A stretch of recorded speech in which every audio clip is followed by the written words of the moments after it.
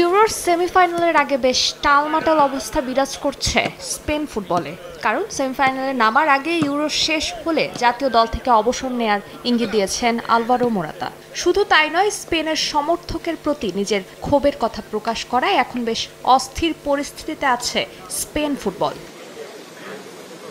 স্পেনের জার্সি গায়ে 2014 সাল থেকে খেলছেন এই স্ট্রাইকার। চলতি ইউরোতে স্পেনকে নেতৃত্ব দিচ্ছেন 31 বছর বয়সী এই তারকা। ফ্রান্সের বিপক্ষে ম্যাচে নামার আগে অবসরের ইঙ্গিত দেন তিনি। শুধু ইঙ্গিত দেননি, নিজ দেশের সমর্থকদের প্রতি ক্ষোভও ঝেড়েছেন।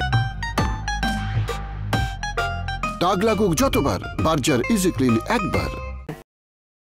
মূলত তার অভিযোগ, স্পেনের সমর্থকদের কাছ থেকে প্রাপ্য সম্মান পাননি Morata. Real Madrid, Juventus, Chelsea কোনো ক্লাবে সেভাবে থিতু হতে পারেননি তিনি। বর্তমানে খেলছেন অ্যাথলেটিকো মাদ্রিদের হয়ে, তবে হরহামেশাই তাকে দুয়োধ্বনি শুনতে হয়।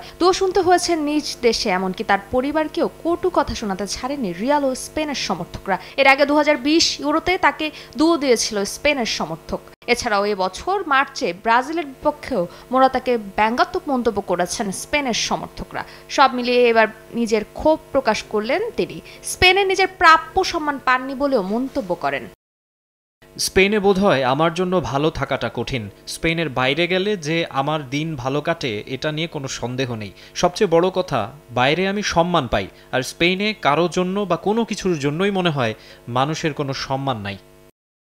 স্প্যানিশ গণমাধ্যমে দেওয়া সাক্ষাৎকারে এসব কথা বলেন মোরাতা। শুধু তাই নয়, কোয়ার্টার ফাইনালের ম্যাচে জার্মানিকে হারিয়ে সেমিফাইনালে ওঠার দিন আনন্দে কেঁদেছিলেন তিনি।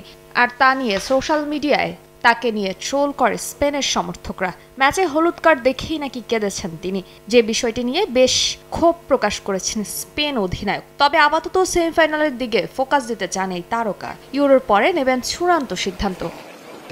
ফারজানা জাহান প্রিয়া, সময় সংবাদ।